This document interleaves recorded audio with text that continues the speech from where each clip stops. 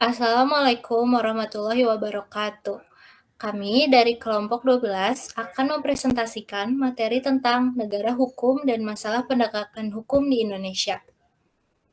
Sebelumnya, perkenalkan nama saya Adinda Putri Salsabila dengan NPM 230111078. Perkenalkan, nama saya Diana Wiranti dengan NPM 230111083 dan rekan saya Eliana dengan NPM 230111077.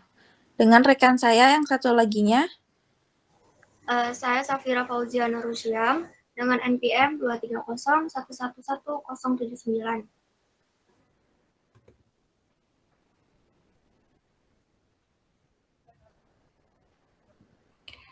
Materi yang pertama itu pengertian. Secara etimologis, istilah dari negara hukum berasal dari bahasa Belanda yaitu Rechtsstaat atau dalam bahasa Inggris bermakna the state according to law.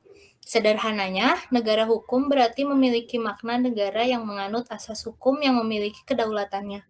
Konsep negara hukum di Indonesia telah diterapkan sejak Indonesia memproklamasikan dirinya. Dalam penjelasan umum Undang-Undang Dasar 1945, Butir 1 tentang sistem pemerintahan, dinyatakan bahwa Indonesia adalah negara yang berdasar atas hukum dan bukan berdasar atas kekuasaan belaka. Maknanya, Indonesia sebagai negara hukum memiliki makna bahwa segala aspek kehidupan di wilayah Negara Kesatuan Republik Indonesia harus didasarkan pada hukum dan segala produk perundang-undangan serta turunannya yang berlaku di wilayah NKRI. Dalam hal ini, Indonesia sebagai negara hukum harus mampu menegakkan hukum yang berlaku secara adil dan merata bagi seluruh warga negaranya. Selain itu, Indonesia sebagai negara hukum juga harus mampu memenuhi tuntutan akal budi dan mengesahkan demokrasi. Dalam mewujudkan Indonesia sebagai negara hukum yang baik dan benar dalam mengatur semua hal yang ada di negara, maka peran serta warga negara yang patuh serta menjalani hukum berlaku dengan taat sangatlah penting, karena hukum merupakan tatanan atau kaidah yang harus dijunjung tinggi oleh masyarakat di dalam suatu negara.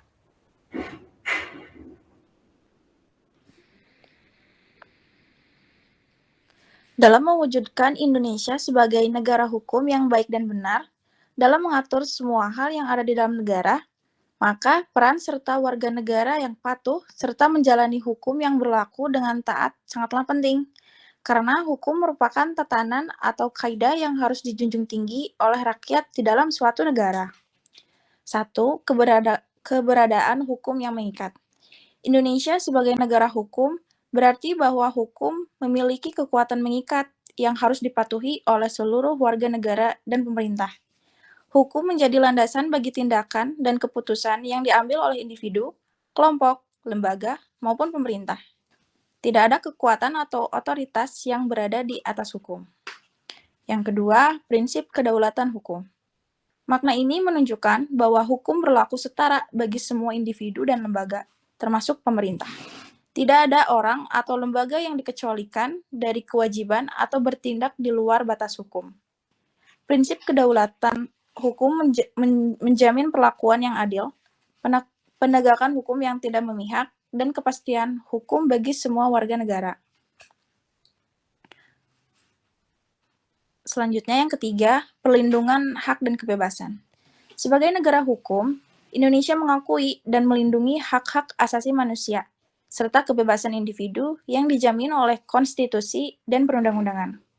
Hak-hak tersebut termasuk hak hidup, kebebasan berekspresi, hak beragama, hak berpendapat, hak memiliki properti, dan sebagainya.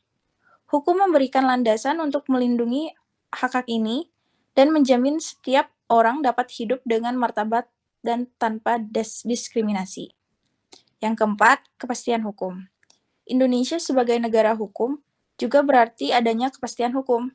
Hukum harus jelas, dapat diakses, dan diterapkan secara konsisten. Semua warga negara harus dapat mengetahui hak dan kewajiban mereka, serta konsekuensi hukum dari tindakan mereka.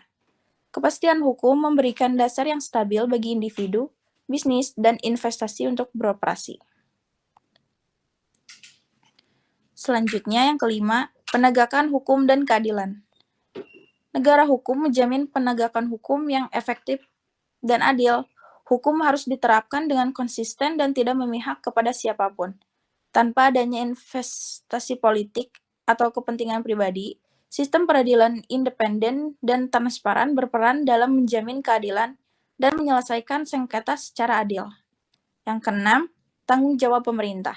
Indonesia sebagai negara hukum menempatkan pemerintah sebagai pemegang kekuasaan yang harus bertanggung jawab dalam melaksanakan tugas dan kewenangannya sesuai dengan hukum. Pemerintah diharapkan menjalankan tugasnya dengan prinsip-prinsip keadilan, integritas, dan akuntabilitas.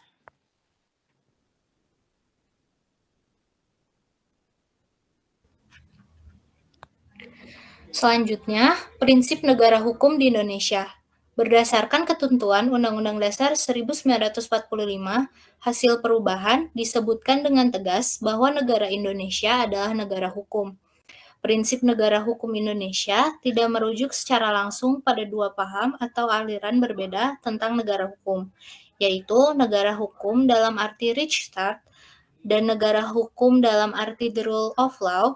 Namun demikian, penerapan prinsip negara hukum Indonesia didasarkan pada unsur-unsur negara hukum secara umum, yaitu adanya upaya perlindungan terhadap hak asasi manusia, adanya pemisahan atau pembagian kekuasaan, adanya pelaksanaan kedaulatan rakyat, adanya penyelenggaraan pemerintah yang didasarkan pada peraturan perundang-undangan yang berlaku, dan adanya peradilan administrasi negara, agar tercapai tujuan negara hukum Indonesia sebagaimana dicita-citakan dalam pembukaan Undang-Undang Dasar 1945. Maka seluruh unsur dimaksud harus diterapkan secara konsisten. Selanjutnya, ciri-ciri negara hukum. Menurut Albert Van Disi, negara hukum harusnya memenuhi 3 ciri-ciri berikut. Yang pertama, supremacy of law. Berarti, hukum memiliki tempat tertinggi dalam suatu negara dan setiap orang wajib mematuhinya. Yang kedua, equality before the law. Memiliki makna bahwa setiap orang tanpa memandang status dan latar belakang sama di depan hukum. Selain itu, setiap orang memiliki hak yang sama dan setara untuk mengakses hukum tersebut. Ketiga, due process of law bermakna bahwa setiap orang yang diperhadapkan dengan proses pengadilan dijamin hak-haknya sebagai manusia. Indonesia negara hukum dapat memenuhi syaratnya apabila memenuhi ciri-ciri berikut. Hukum secara keseluruhan bersumber dari Pancasila. Kedua, harus berkedaulatan pada rakyat. Ketiga, sistem pemerintahan yang berdasar pada konstitusi. Keempat, setiap orang dijamin memiliki persamaan di depan hukum. Yang kelima, ada lembaga hukum negara yang tidak dapat diintervensi dalam pelaksanaan tugasnya. Keenam, ada majelis permusyawaratan rakyat. Selanjutnya, ada faktor negara hukum. Yang pertama, ada faktor hukum. Faktor penegak hukum yang berkaitan dengan aturan hukum. Aturan ini merupakan titik awal dalam proses penegakan hukum. Bisa dikatakan aturan inilah yang menjadi pedoman bagi aparat penegak hukum dan juga masyarakat. Kedua, ada faktor penegak hukum. Faktor penegak hukum adalah peran aparat penegak hukum dalam menegakkan aturan hukum yang berlaku. Faktor ini juga meliputi bagaimana para aparat bisa menegakkan aturan hukum sesuai dengan tugas dan penggunaan wewenang yang tepat. Ketiga, ada faktor sarana dan prasarana. Faktor sarana dan prasarana adalah ketersediaan sumber daya pendukung dalam proses penegakan hukum. Sarana dan prasarana ini harus dikaji lebih jauh, khususnya tentang kualitas dan kuantitas atau jumlahnya. Yang keempat, ada faktor masyarakat. Faktor masyarakat adalah faktor yang berkaitan dengan masyarakat, khususnya mengenai pemahaman dan pengetahuan soal aturan atau norma hukum. Faktor ini juga meliputi kepercayaan dan pemikiran masyarakat terhadap aparat penegak hukum. Yang terakhir, faktor kebudayaan. Faktor kebudayaan adalah ketetapan tentang apa yang boleh atau yang harus dilakukan dan mana yang dilarang. Dalam kaitannya, Dengan penegakan hukum, perkebudayaan mempengaruhi bagaimana perilaku masyarakat sebelum dan setelah mengetahui norma hukum yang ada.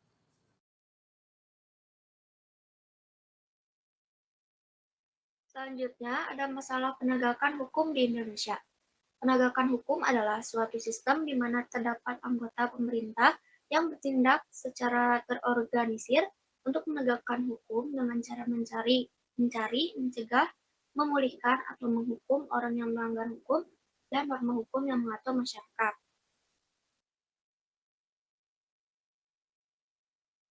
Yang pertama, penyebab penegakan hukum di Indonesia lemah.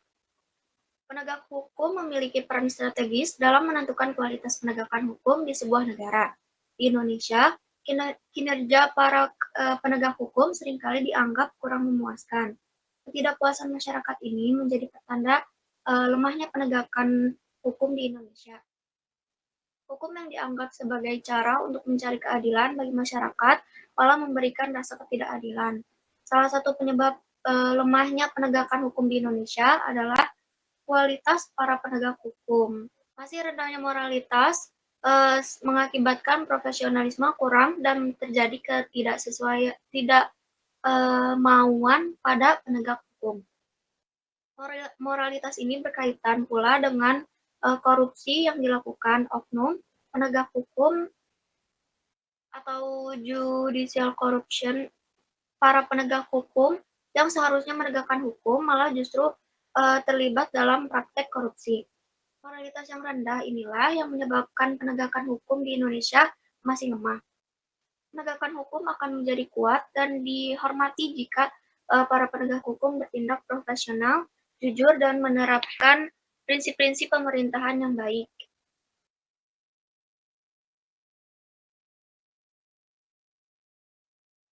Selanjutnya, contoh lemahnya penegakan hukum di Indonesia. Salah satu lemahnya penegakan hukum adalah penilangan pengendara yang melanggar aturan lalu lintas. Tak sedikit pengendara yang tidak ingin disidang di pengadilan yang memilih jalur damai di tempat. Hal ini sudah bertahun-tahun terjadi sehingga menjadi satu rahasia umum. Akibatnya, muncul ketidakpercayaan masyarakat terhadap penegak hukum. Tagar percuma lapor polisi bahkan sempat viral di media sosial akibat kekesalan masyarakat terhadap kinerja salah satu penegak hukum tersebut. Jika tidak segera dituntaskan, ketidakpercayaan masyarakat ini dapat menimbulkan aksi main hakim sendiri. Masyarakat yang tidak percaya penegak hukum dapat lebih memilih untuk menyelesaikan masalah dengan kekerasan atau cara mereka sendiri.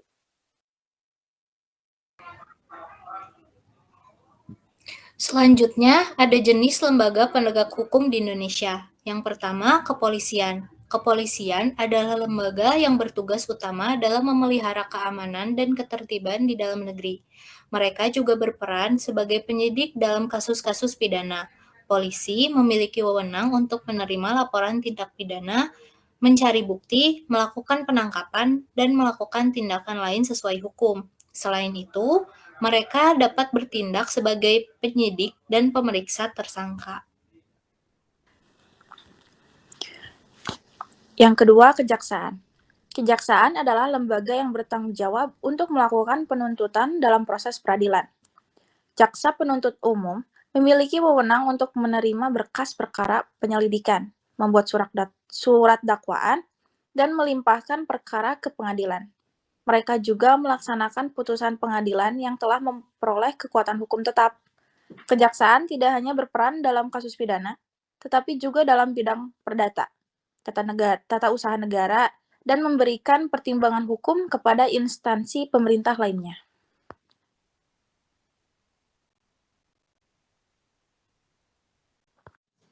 Yang ketiga ada kehakiman. Kehakiman adalah lembaga yang memiliki wewenang untuk mengadili perkara dan memutuskan sengketa.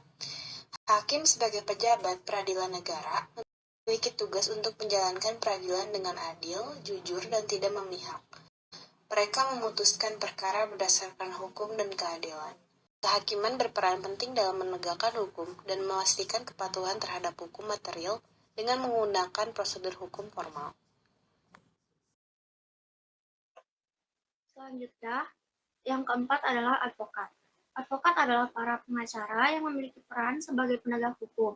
Mereka merupakan pihak yang berperan dalam memberikan bantuan hukum kepada individu atau kelompok yang membutuhkan. Advokat status bebas dan mandiri yang dijamin oleh hukum dan peraturan perundang-undangan.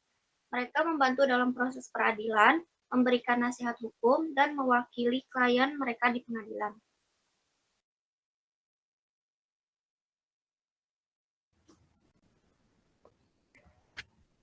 Kesimpulannya, penegakan hukum adalah proses dilakukannya upaya untuk tegaknya atau berfungsinya norma-norma hukum secara nyata sebagai pedoman perilaku dalam lalu lintas atau hubungan-hubungan hukum dalam kehidupan bermasyarakat dan bernegara.